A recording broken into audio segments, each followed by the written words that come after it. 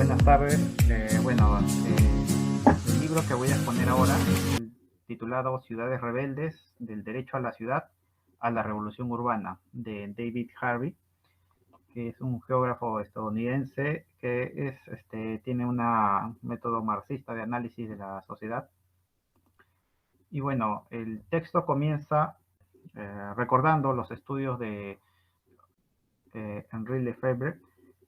Básicamente el libro La Proclamación de la Comuna, 1965, donde señala que la idea del derecho a la ciudad surge de las calles, de los barrios, como un grito de socorro de gente oprimida en tiempos desesperados, ¿no? Y entonces el autor señala qué hacen los intelectuales frente a estos gritos de socorro de la gente desesperada, ¿no? ¿Qué es lo que deberían hacer los intelectuales? Un estudio o una propuesta de lo que deberían hacer los intelectuales frente a todas estas, digamos, opresión contra la población, lo encontramos en la obra de Henri Lefebvre, eh, y señala, los movimientos revolucionarios asumen con frecuencia, si no siempre, una dimensión urbana, ¿no? Entonces, esto ya era una propuesta del autor francés. La clase obrera, según el autor francés, está compuesta por trabajadores urbanos de muy diversos tipos y no solo de fábrica. Constituye una clase fragmentada, dividida, múltiples de sus deseos y necesidades y muy a menudo desorganizados.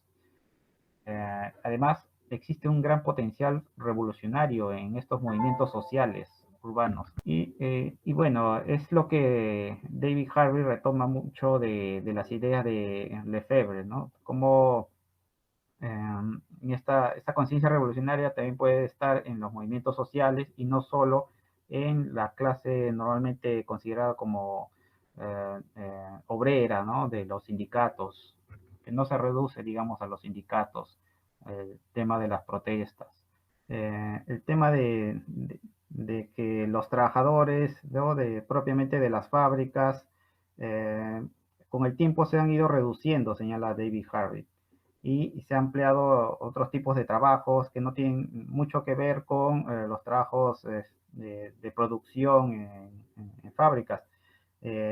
Incluso se ha extendido los trabajos de carácter temporal, los trabajos de carácter, digamos, de medio tiempo, los precarios en general, ¿no? Y lo que se ha denominado también los precariados. Entonces, el problema político es cómo se puede autoorganizar y convertirse en una fuerza revolucionaria grupos tan diversos, y parte de nuestra tarea, señala Harvey, consiste en atender los orígenes y naturaleza de sus quejas y reivindicaciones.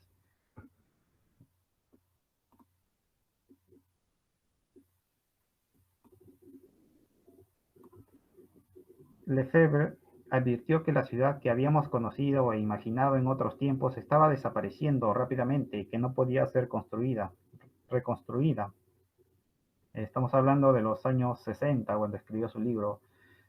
Desaparecía el campesinado tradicional, el campo se estaba urbanizando, un enfoque capitalista, productivista, de suministro de mercancías agrícolas, ¿no? A los mercados urbanos. Entonces, poco a poco la urbe estaba ganando espacio y estaba dejándose de lado el tema del campo, ¿no? Este proceso se estaba globalizando porque no solo ocurría en Francia, sino también a nivel global. La cuestión del derecho a la ciudad debería dar paso a la cuestión algo más vaga del derecho a la vida urbana, señala Lefebvre. Y luego, posteriormente, va a denominar este derecho como el derecho a la producción del espacio, en el año 74. Ya entrando a la obra de David Harvey, el derecho a la ciudad, señala que este derecho a la ciudad supone de hecho, reclamar un derecho a algo que ya no existe, si es que alguna vez existió en realidad. Además, el derecho a la ciudad es un significante vacío, señala Harvey. Todo depende de qué es lo que se llene en este concepto. Entonces, señala que los financieros y promotores pueden reclamarlo, ¿no? pueden reclamar este derecho, pero también lo pueden hacer los sin techo, ¿no? Los sin papeles, los que no tienen una propiedad. La definición del derecho es en sí mismo objeto de una lucha para materializarlo. Entonces, la ciudad tradicional ha muerto, señala, víctima del desarrollo capitalista desenfrenado, sin importarle las consecuencias sociales, medioambientales o políticas. Lefebvre señala que la tarea política consiste en imaginar y reconstruir un tipo totalmente diferente de ciudad, alejado del repugnante caos engendrado por el frenético capital urbanizador globalizado. Era consciente de la fuerza y el poder de las prácticas dominantes, como para no reconocer que la tarea última consiste en erradicar esas prácticas mediante un movimiento revolucionario mucho más amplio. Entonces, fija aquí uno de los primeros objetivos, que es justamente cambiar estas prácticas de urbanización que son solamente dirigidas a favor del capital, ¿no? Y no a favor de la población o al medio ambiente.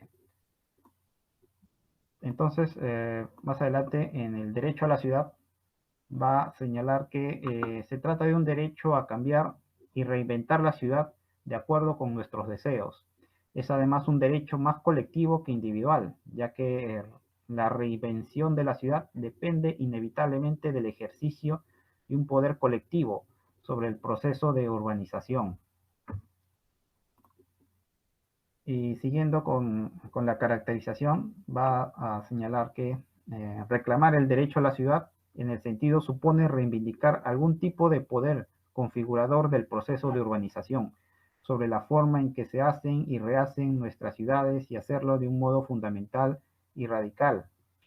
Entonces, la urbanización ha sido siempre un fenómeno relacionado con la división de clases, ya que ese excedente se extraía de algún sitio y de alguien, mientras que el control sobre su uso solía corresponder a unos pocos.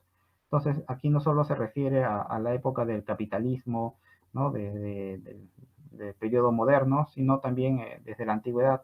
Siempre supuso una acumulación digamos, de riquezas para para el diseño de las urbanizaciones en manos de unos pocos. Esta situación general persiste en el capitalismo, pero se ve sometida a una dinámica bastante diferente, nos señala. En el capitalismo, este se produce continuamente el excedente requerido por la urbanización, pero también necesita de ella, necesita de la urbanización para absorber el sobreproducto que genera constantemente. Entonces hay una conexión íntima, señala Harry, entre capitalismo y urbanización. Ambas se requieren para poder continuar, ¿no? Existiendo. La urbanización desempeña un papel particularmente activo, ¿no? Junto a otros fenómenos como los gastos militares, en la absorción del producto excedente que los capitalistas producen continuamente en su búsqueda de plusvalor.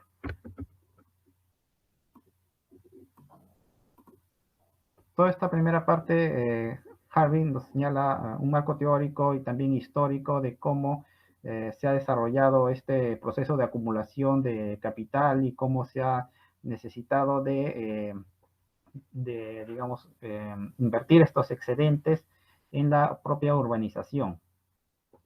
La crisis de 1848 en París, nos señala, fue una de las primeras en mostrar claramente ligados a escala europea el desempleo de capital y de trabajo excedentes. La burguesía republicana reprimió violentamente a los revolucionarios en 1848, pero no consiguió resolver la crisis. El resultado fue entonces un golpe de Estado que lo llevó a cabo Napoleón III en 1851, que reprimió duramente a los movimientos políticos. Sin embargo, no bastó solo esta represión, pues se dieron cuenta que necesitaban también de un programa urbanizador. Entonces, Napoleón III, Francia, ¿no? Va a contratar a un arquitecto que aquí, George Eugene Haussmann, va a contratar a Haussmann para que se hiciera cargo de las obras públicas en la capital. Haussmann entendía perfectamente que su misión consistía en resolver el problema del excedente de capital y mano de obra mediante la urbanización. Entonces este proceso de urbanización va a ser, va, um, va a ser tomado como un instrumento para la estabilización social, ¿no? Pues conlleva también a la generación de más trabajo, ¿no?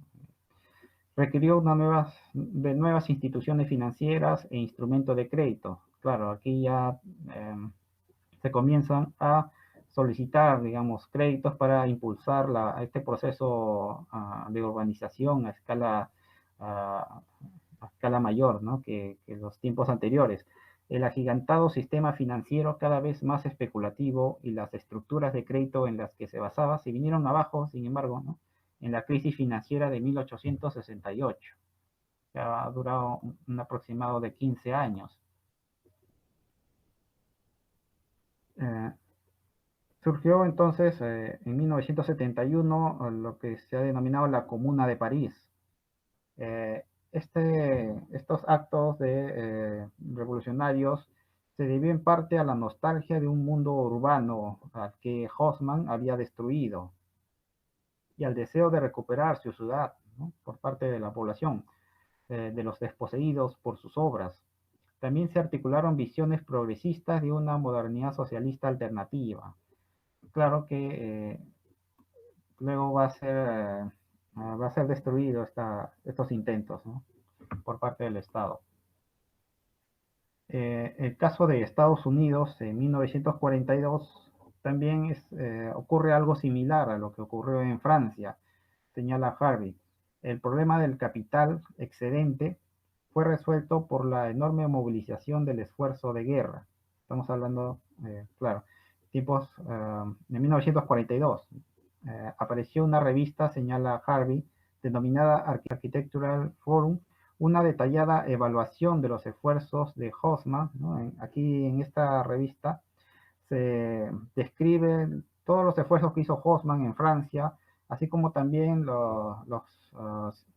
se analizaron los errores de su proyecto.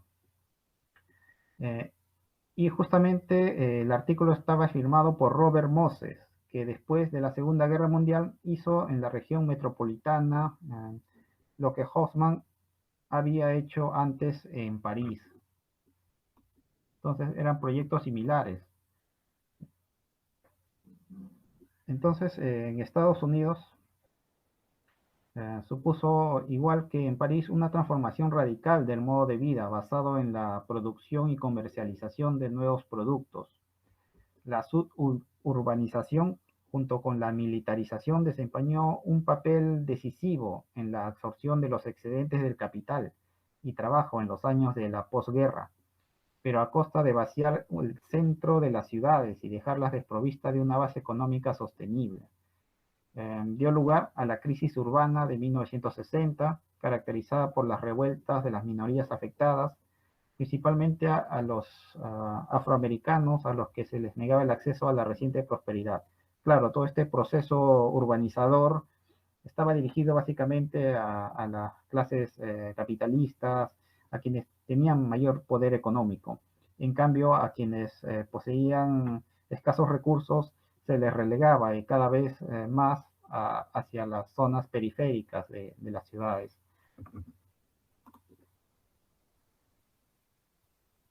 Entonces, junto con la rebelión del 68, eclosionó una crisis financiera debido en parte por el comportamiento de las instituciones de crédito que habían impulsado el boom inmobiliario durante las décadas precedentes. La salida de la crisis fiscal de Nueva York en el año 75, concertada por una incómoda alianza entre los poderes estatales y las instituciones financieras, anunció el giro neoliberal. Pero por estas fechas se inicia, digamos, esta corriente política, económica del neoliberalismo, que se iba a dar en todo el mundo en la lucha por perpetuar y consolidar el poder de la clase capitalista a expensas del nivel de vida de la clase obrera.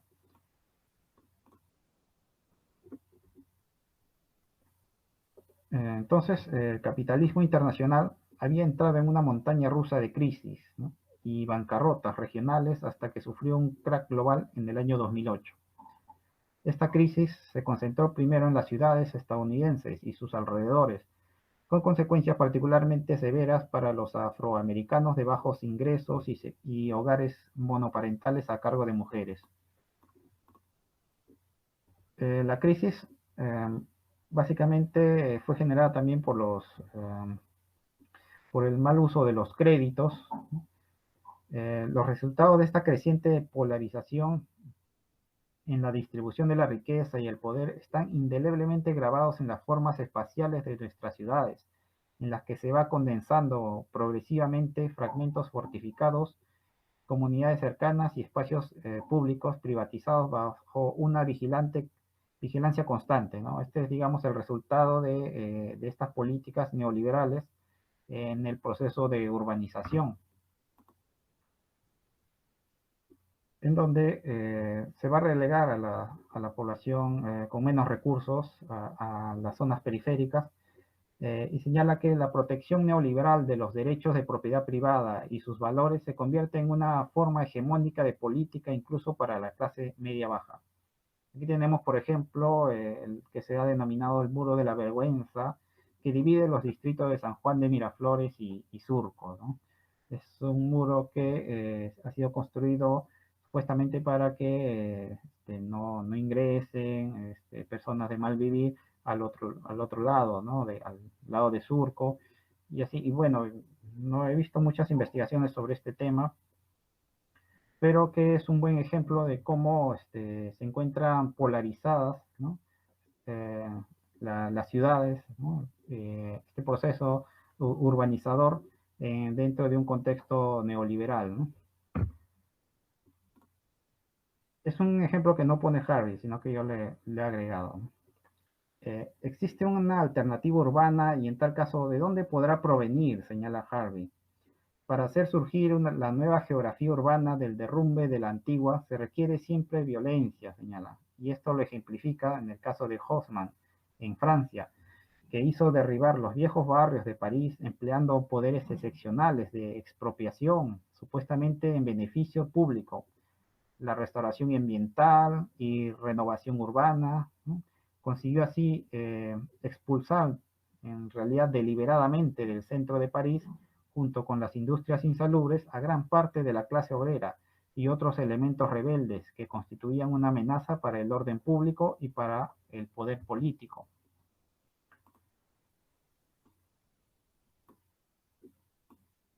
Bueno, en China, igualmente nos señala el caso de China, Harvey, que también ha transcurrido por este proceso de desposesión, ¿no? de millones de personas, con el fin de ocupar los lugares con mayores eh, con mayores intereses para el capitalista, ¿no? Y relegar a otras zonas a personas con menos recursos. Igual en India, las políticas de desarrollo económico han convertido en una violencia descarnada contra los productores agrícolas, como fue en el caso de la masacre de Nandigran, ¿no? En 2007, con el fin de abrir espacios para la inversión de grandes capitales de Indonesia. En este caso, los derechos de propiedad privada, a diferencia de en China no había, en este caso no hay este derecho de propiedad privada. En India sí había este derecho de propiedad privada, pero igual no se respetaron, señala Harvey.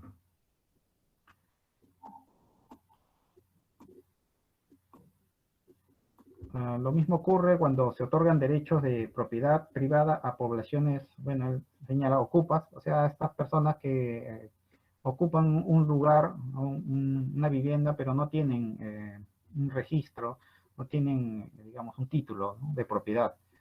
Eh, las políticas lo que han hecho es otorgarles, aparte de unos títulos, también algunos bienes. Sin embargo, lejos de favorecer a estas personas, lo que ha hecho es que al momento de otorgarles títulos, las personas han vendido sus viviendas, pues carecen en muchos casos de recursos que les puedan, eh, digamos, dar una estabilidad. Esto ocurre en las favelas también, señala Harvey, ¿no? Donde él señala que durante si sigue este proceso así durante unos 15 años, ya muchas personas que ocupaban antes las favelas van a vender sus viviendas y van a ocupar otros lugares, ¿no?, de la periferia, y estas propiedades van a ser ocupadas por personas con mayor poder económico.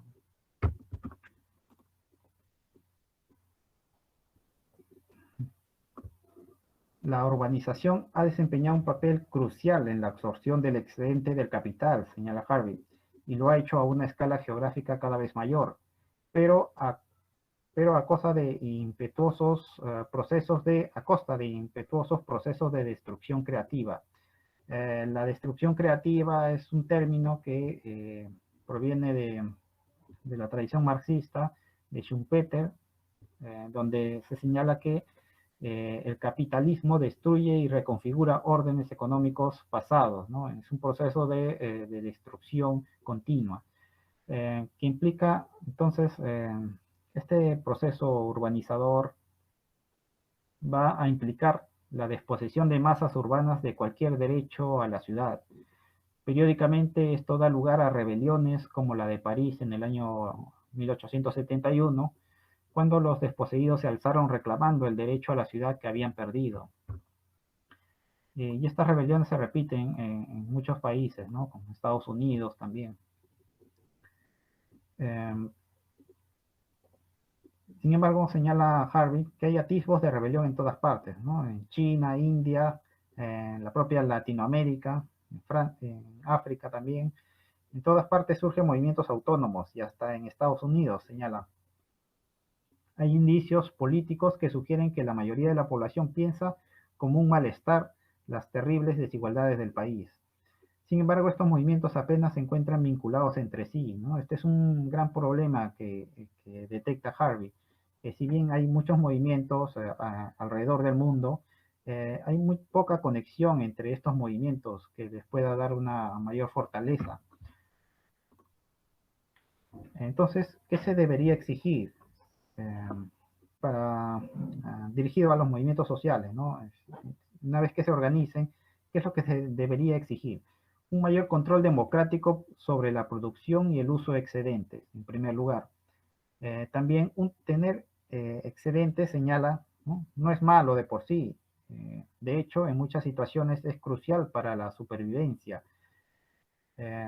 Durante las fases socialdemócratas, bueno, acá sigue explicando un poco, en las fases socialdemócratas se refiere básicamente al periodo que se ha denominado en Europa los 30 años gloriosos, como que van desde la fines de la Guerra Mundial hasta los años 70.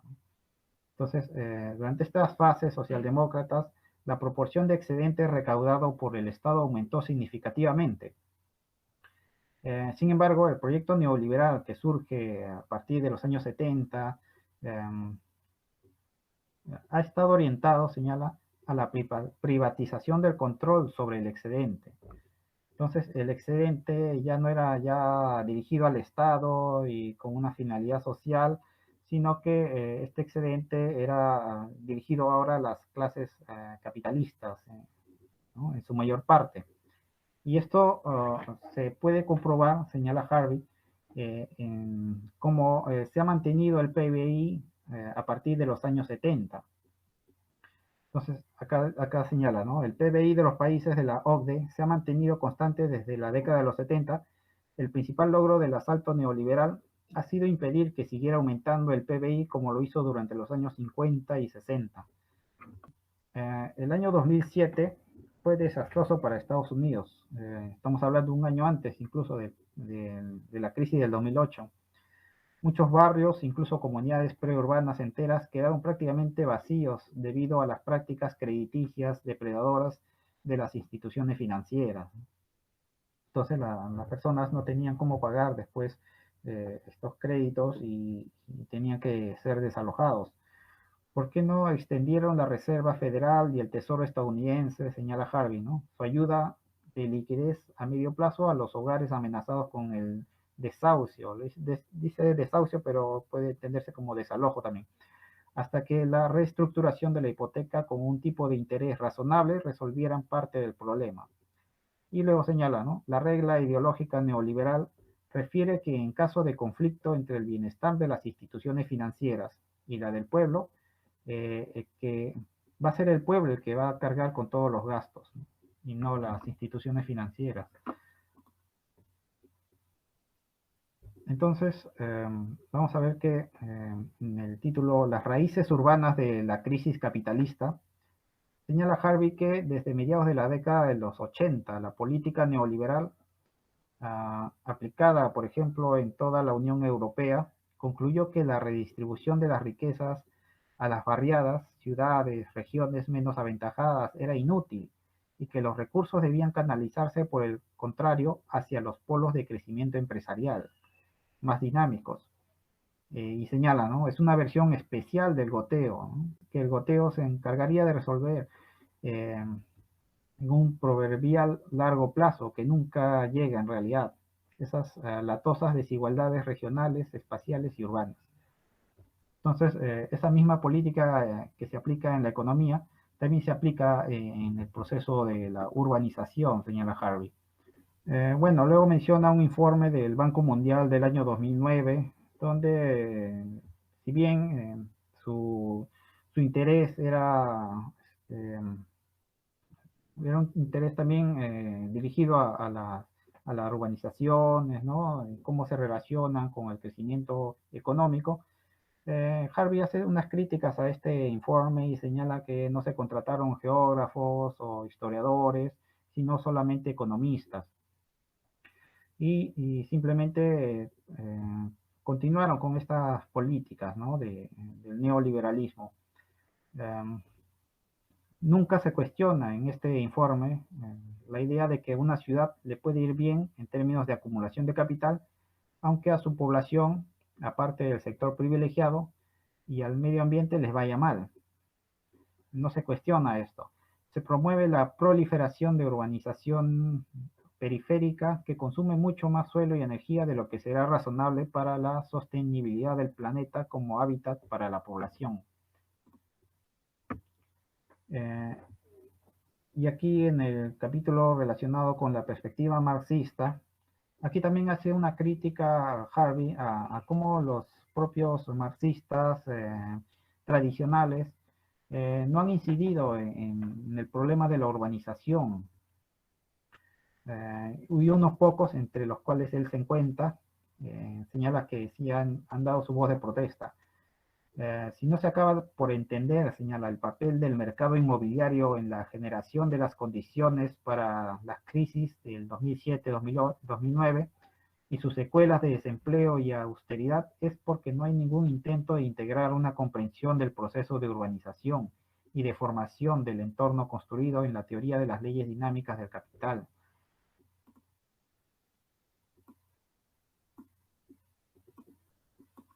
Bueno, señala que el propio Marx tiene un poco de culpa, aunque involuntaria, pues en sus Grundrisse, ¿no? Estos manuscritos, señala que al escribir El Capital tenía por intención explicar las leyes generales del movimiento del capital, para lo que debía concentrarse exclusivamente en la producción y realización del plusvalor, incluyendo lo que denominaba las particularidades de la distribución, es decir, el interés, las rentas, impuestos, incluso los salarios reales y tasas de beneficio, ya que estas son accidentales, coyunturales y dependen del momento y del lugar. También dejó de lado las circunstancias específicas de las relaciones de intercambio, como la oferta y la demanda y el grado de competencia. Marx presenta el consumo como una singularidad, ¿no? Por ser caótica e inestable, y lo que señala que ésta debería quedar para el campo de la economía política. Entonces, un poco explica que la tradición marxista no haya tomado en cuenta también estos procesos. Pero Marx también señala que algunas relaciones entre la naturaleza, ¿no? y la producción, pero en su estudio también un poco lo deja de lado, pero esto no quiere decir que no tenga importancia digamos, en todos los estudios generales de Marx, ¿no? Las cuestiones medioambientales tienen por esa razón una presencia muy borrosa en el capital, lo que no significa, ¿no?, que carezca de esta importancia, como le he señalado. La ventaja del planteamiento de Marx es que permite una presentación muy clara de las leyes generales del movimiento, del capital, de una forma que prescinde de las condiciones específicas y particulares de su época. Por eso se le puede leer todavía aún hoy y sigue siendo relevante para nuestra época. Y bueno, aquí Marx también explica el tema del capital ficticio, ¿no? Para Marx, eh, el capital ficticio es un fetiche construido, lo que significa que aún siendo real es un fenómeno superficial que encubre algo más importante en las relaciones sociales subyacentes.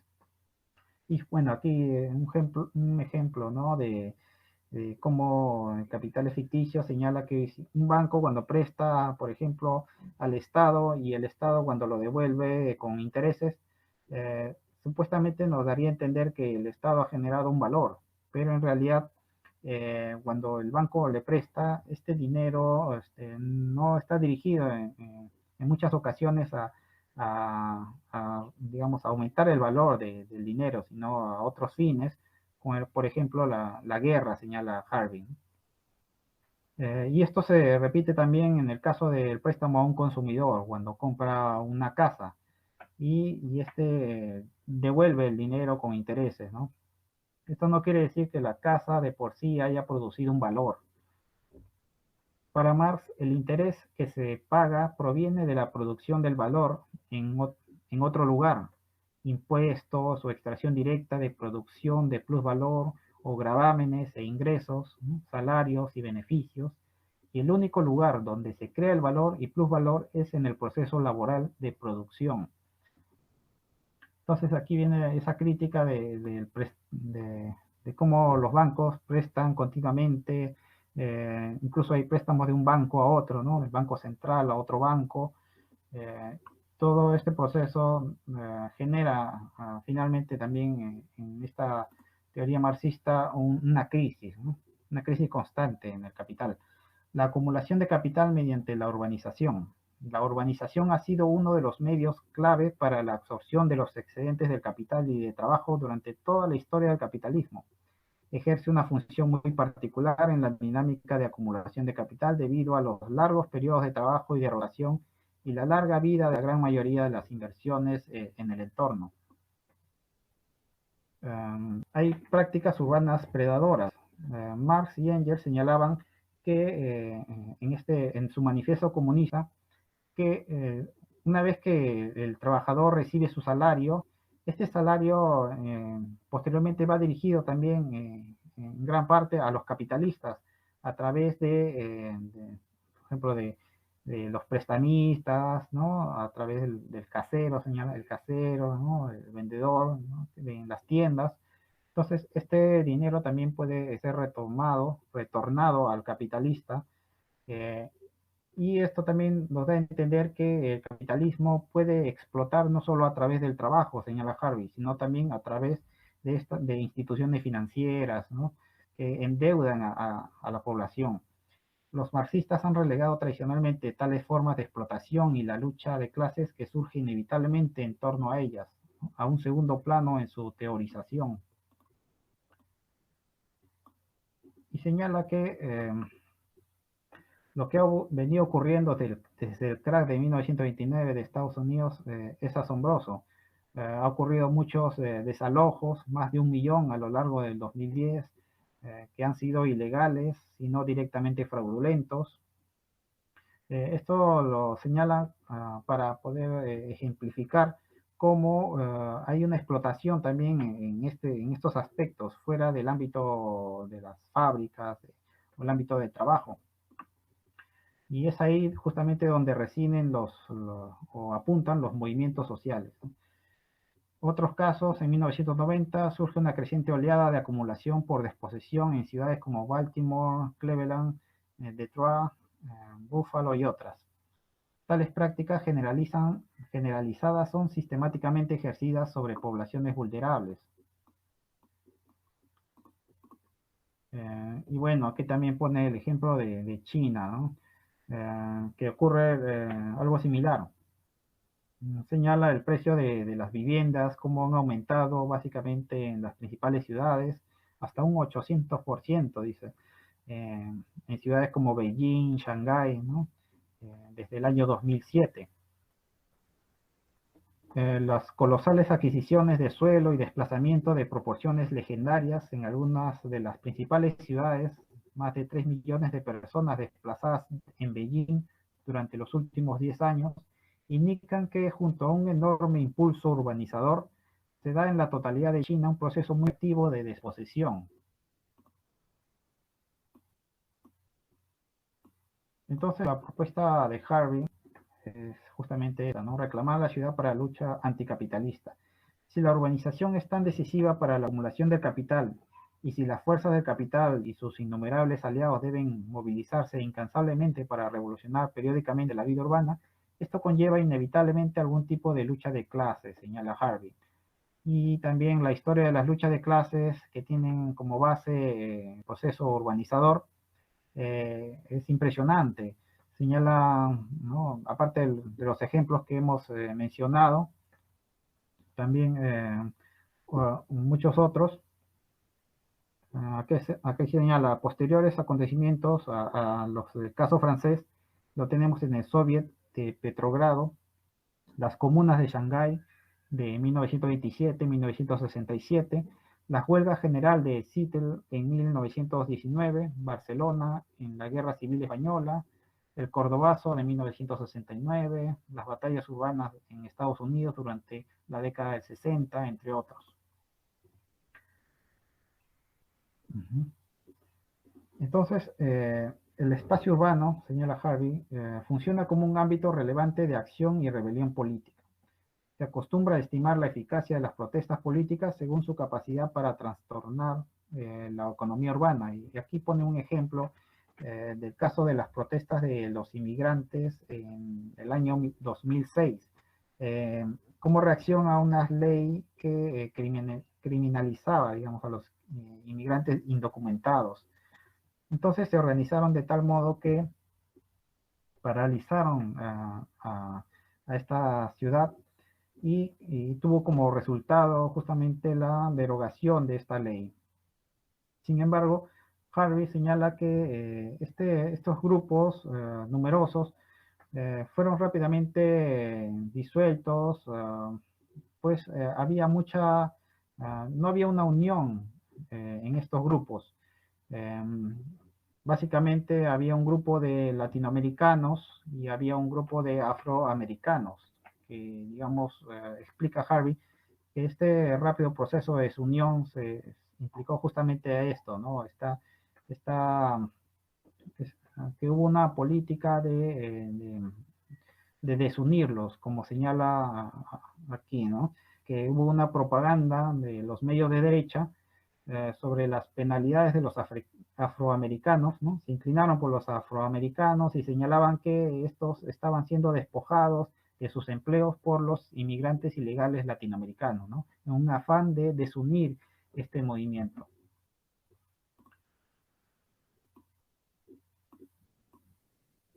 Cambios de perspectiva de la izquierda sobre las luchas anticapitalistas, ¿no? Claro, señala Harvey que estos movimientos tradicionales del marxismo vieron con ojos muy, mejor dicho, no tomaron en cuenta la participación de los movimientos sociales que se estaban produciendo a la par. Y esto era debido a que a la visión de la tradición marxista tradicional, los movimientos sociales tenían como propuestas caracteres reformistas o simplemente no apuntaban al cambio revolucionario, ¿no? Basado en la lucha contra la plusvalía. Sin embargo, señala Harvey que parece simbólico que las dos primeras decisiones de la Comuna de París que hemos explicado fueran, en primer lugar, abolir el trabajo nocturno en las panaderías, que es una cuestión laboral, Pero en segundo lugar, tenía como propuesta una moratoria sobre los alquileres, que era una cuestión urbana. Entonces, los grupos de izquierda tradicionales pueden encabezar con éxito luchas de base urbana, aun cuando los interpreten desde su estrecha perspectiva tradicional obrerista. Entonces, Harvey señala que no están contrapuestos, ¿no? La lucha anticapitalista no debe organizarse y reorganizarse únicamente en el proceso del trabajo, por fundamental que sea este. Debe tratar de hallar una alternativa política y social al funcionamiento de la ley capitalista de valor en el mercado mundial. Y básicamente estos problemas de corte financiero es donde apuntan los movimientos sociales, señala Harvey. Se formulan dogmáticamente prioridades programáticas como la abolición del Estado, ¿no? Por parte de la tradición marxista, como si no fuera necesaria o valiosa ninguna otra forma alternativa de gobernanza territorial. Bueno, aquí lo que está criticando es a la, digamos, a la tradición de la izquierda en general, ¿no?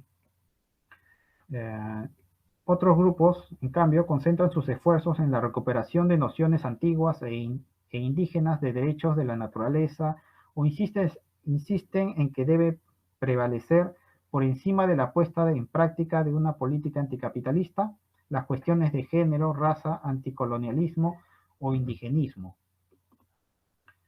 Entonces, Harvey va a señalar cuáles son las alternativas, ¿no? O por lo menos va a dar algunas pistas para poder hallarlas. Para que puedan surgir y afianzarse un movimiento anticapitalista viable, hay que reevaluar las estrategias anticapitalistas pasadas y presentes. Cualesquiera soluciones, formulaciones, formas organizativas y agendas políticas que se propongan deberán ofrecer respuestas a tres cuestiones, señala. Uno es el empobrecimiento material, ¿no?, de gran parte de la población. En segundo lugar, los peligros de la degradación ambiental y transformación ecológicas descontroladas. Y en tercer lugar, una comprensión histórica y teórica de la inevitable evolución del crecimiento capitalista. En esos tres no se puede hacer una revolución urbana, señala Harvey. La dinámica de la explotación de clase no se limita al lugar del trabajo, las concesiones salariales, ¿no? Bueno, es un poco aquí repite lo que hemos mencionado del ejemplo de Marx y Engels en el manifiesto, ¿no? Como los capitalistas no solo extraen o explotan a través del trabajo, sino también a través de otros medios como las instituciones financieras. Los movimientos sociales urbanos suelen organizarse en torno a esas cuestiones, en torno a la forma de vida y no solo a la explotación del trabajo, y eso no le quita su contenido de clase. La propia urbanización es el resultado de una producción en la que participan millones de trabajadores generando valor y plusvalor. Eso también se debe tomar en cuenta, señala Harvey. La historia de las luchas obreras convencionales también deben ser reescritas, y la mayoría de las luchas emprendidas por obreros fabriles resultan tener, si se inspecciona más de cerca, una base mucho más amplia. Y aquí pone el caso de Turín. Margaret Cohn se queja de que historiadores de izquierda del movimiento obrero exalten los consejos de fábrica de Turín a principios del siglo XX, pero van a ignorar absolutamente las casas de pueblo, donde se configuraba gran parte de su política y desde donde afluían fuertes corrientes de apoyo logístico. Y bueno, también menciona el caso de Thomson, Edward Thomson, el historiador inglés, quien expuso cómo la constitución de la clase obrera inglesa dependía tanto de lo que sucedía en las capillas y en los barrios como en el lugar del trabajo. Entonces, y también aquí se debe tener en cuenta la importancia de las organizaciones vecinales para el mantenimiento de las luchas obreras, como la organización en el lugar de trabajo. Un ejemplo de esto lo podemos ver en el caso de Argentina en el año 2001, ¿no?, que muchos trabajadores ocupaban fábricas que habían llegado a la quiebra. Y al ocupar estas fábricas, sin embargo, cuando retornaron sus dueños y quisieron expulsarlos, digamos, trabajadores, al tener una relación con los vecinos, estos vecinos, digamos, defendieron a los trabajadores y no lograron quitarle estas fábricas. Hay una película justamente que señala este proceso, ¿no? De cómo se formaron las cooperativas en el año 2001. A ver, Londres, ya, bueno, casi al final del texto menciona algunos artículos, dos artículos, bueno, son como artículos porque son de pocas páginas. Nos da el caso, son dos casos. El primero es de Londres 2011. El capitalismo montaraz se lanza a la calle. El Daily Mail llamaba a adolescentes nihilistas y montaraces a los jóvenes encolerizados de todos los niveles que recorrían arrebatadamente las calles de Londres, arrojando ladrillos, piedras y botellas a la policía mientras saqueaban un establecimiento e incendiaban otro, ¿no? El término montaraz, o también podría decirse salvaje, recuerda la descripción de los comuneros de París en 1871, ¿no? Claro, esa descripción como animales salvajes, hienas, que merecían ser sumariamente ejecutadas en nombre de la sacrosanta propiedad privada, la moral, la religión y la familia. Entonces señala el autor que en realidad el problema es que vivimos en una sociedad en la que el propio capitalismo se ha hecho cada vez más montaraz, más salvaje. Los políticos montaraces engañan a sus votantes, los banqueros montaraces saquean los bolsillos públicos sin ningún rubor. Las empresas y los ricos no pagan impuestos mientras succionan vorazmente las finanzas públicas, etcétera, ¿no? Se ha puesto a la orden y a la luz del día una economía de desposesión masiva y prácticas depredadoras, en particular de los más pobres y vulnerables, los más indefensos y carentes de protección legal.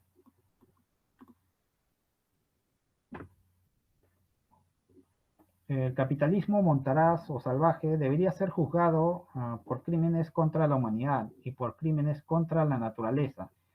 Desgraciadamente, eso es lo que los cegados alborotadores no pueden ver o exigir. Todo conspira para impedirnos verlo y exigirlo. Pero en muchos lugares del mundo hay atisbos de esperanza, señala. El movimiento de los indignados en España y Grecia, los impulsos revolucionarios en Latinoamérica, los movimientos campesinos en Asia, todos ellos están comenzando a ver a través de la vasta bruma con la que un capitalismo global depredador y montaraz ha cubierto el mundo. ¿Qué hará falta para que el resto de nosotros lo perciba y actúe en consecuencia? Y aquí termina este primer artículo, pequeño artículo. Y el segundo artículo que se encuentra en la parte final del libro, Occupy Wall Street, que señala el partido de Wall Street se topa con sus némesis. El partido de Wall Street ha gobernado prácticamente sin oposición Estados Unidos durante demasiado tiempo. Bueno, aquí señala, como sabemos, Wall Street no es un partido, ¿no? Pero él lo señala así, por esta intención que tiene Wall Street de relacionarse mucho con los políticos y toda la corrupción que hay en estos hechos. Ha corrompido el Congreso intimidando o sobornando a políticos de ambos partidos mediante el cohecho o la presión de los grandes medios de comunicación que controla. Gracias a los nombramientos realizados y aprobados por los presidentes y el Congreso, el partido de Wall Street domina gran parte del aparato gubernamental y judicial, en particular el Tribunal Supremo, cuyas sentencias favorecen cada vez más sus intereses en campos tan diversos como las leyes electorales, laborales, medioambientales y contractuales, ¿no? Es un poco lo que vivimos también nosotros. El partido de Wall Street se rige por un principio universal, el desmantelamiento de cualquier desafío al poder absoluto del dinero. Ese poder se ejerce con un único objetivo. Los poseedores de riquezas no solo gozarán de privilegios para seguir acumulándolas indefinidamente a voluntad, sino que tendrán el derecho a heredar la tierra. No solo ejerciendo un dominio sobre el territorio y todos los recursos y capacidades productivas que residen en él, sino también asumiendo un mando absoluto, directo o indirecto, sobre los trabajadores y las potencialidades creativas de cuantos necesite, eh, arrumbando como desechable el resto de la humanidad. Entonces, ahí en la foto vemos, ¿no?, como este grupo eh, ha tenido la idea de ocupar estos espacios cerca a estos centros financieros como la Wall Street o políticos. El problema, señala Harvey, es sistémico, no individual.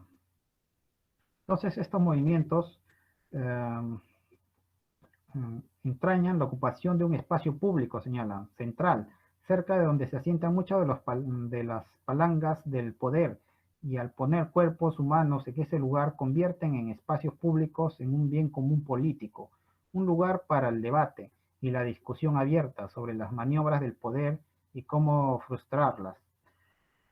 Prácticas que se han extendido por todo el mundo, señala, ¿no?, desde Madrid, Atenas, Londres, etcétera. Y bueno, va a señalar también que el Estado, por el poder capitalista, ha realizado una proclamación sorprendente. Han señalado que el derecho este derecho, ¿no?, de la ciudad lo corresponde al poder político, y que no tienen ningún derecho aquellas personas que están protestando. Asegura que toma esas decisiones en favor del interés público, y mencionan leyes incluso para demostrarlo. Pero señala Harvey, pero nosotros somos el pueblo, ¿dónde está nuestro interés y todo eso? Frente al poder organizado del partido de Wall Street para dividirnos y vencernos, el movimiento que está surgiendo debe también adoptar como principio fundamental que no se dejaran dividir ni desviar hasta que el partido de Wall Street vuelva a la sensatez. Y aquí señala, ¿no?, las propuestas, los privilegios empresariales que confieren derechos a ciertos individuos sin imponerles la responsabilidad que atañe a los auténticos ciudadanos deben ser abolidos. Los bienes públicos como la educación y la sanidad deben administrarse públicamente y estar a disposición de todos gratuitamente. Acabar con los monopolios de comunicación, deben prohibirse la libertad para explotar a otros y desposeerlos. ¿De qué lado nos pondremos cada uno de nosotros?, señala Harvey.